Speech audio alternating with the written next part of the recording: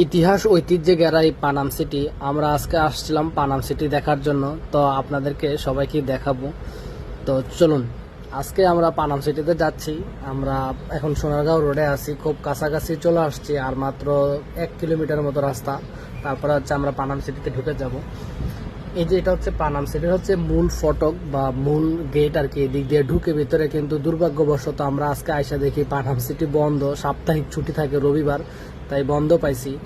আর এই যে ব্রিজটা দেখতে পাচ্ছেন, এটা হচ্ছে সেই সময়কার হচ্ছে ব্রিজ, যেটা দিয়ে হচ্ছে তারা হচ্ছে রাজারা বা হচ্ছে বারবিয়ারা যাতায়াত করতো। আমরা আপনাদেরকে কাছ থেকে দেখাই, দেখুন কত গভীর এই ব্রিজগুলো।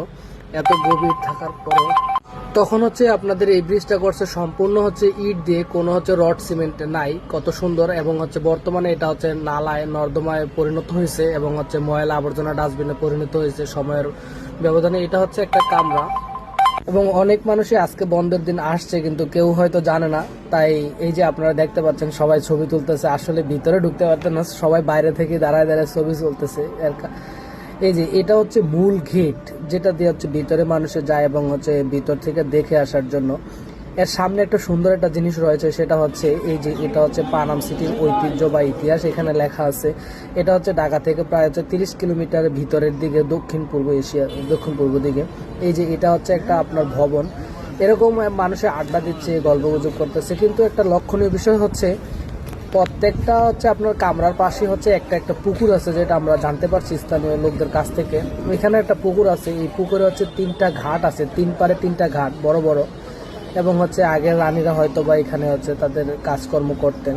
তো এই যে এখানে একটা ফটক দিয়ে আপনারা, এখানে একটা কামরা, এখানে মানুষ আড্ডা দিচ্ছে, গল্প গুজব করতেছে আসলে।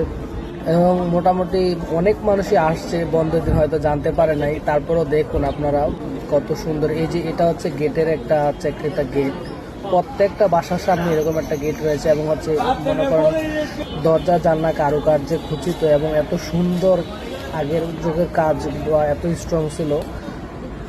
এই যে আপনারা দেখতে পাচ্ছেন, এটা হচ্ছে একটা গেট। মানে আমরা দূর থেকে ভিডিও করছি, সামনে যাওয়ার কোনো ওয়ে পাই নাই তাই।